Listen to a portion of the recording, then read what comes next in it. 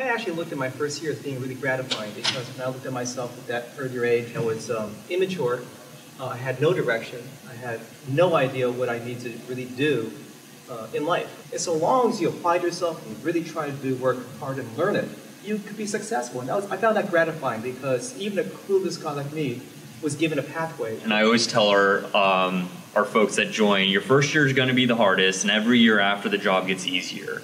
You don't know anything that you're doing your first year. You come into like work papers, software, personalities, all these different things, and you're just kind of drinking from a fire hose. And then you progress and you become a senior. And then as a senior, you're just, you kind of know the process, but you're learning how to run jobs.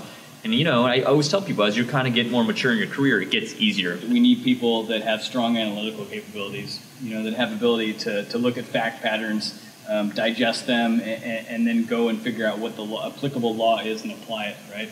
Those that have a passion, a desire to learn, are those of the people that are going to be able to adapt to changing technologies, to changing industries. The way we used to do accounting and audit and tax work is not how we did it 20 years ago. It's not how we did it 5 years ago. It's not how we did it a year ago. And so we have to find people who are easily trained and can adjust and learn. I've been doing this for 20 years, and new people coming in, they have an opportunity to learn about as much as I know about the current legislation. It's a great opportunity for young people, right? Because it's a level playing field now. Technical issues aren't really an issue in the first few years. I mean, I'd love it if you can solve all the technical issues that are out there in the code. Some of our partners can't. So I don't really expect like a first year to look through a fifth year to do that. But if you've got great work ethic and you have a great attitude when you're at work, that's going to solve most of the problems you're going to kind of face while you're at work. You really can't control how smart you are, but you can control how hard you work and how much effort you put into it. If you give great effort, it's going to be noticed by everyone. Your clients are going to respond positively.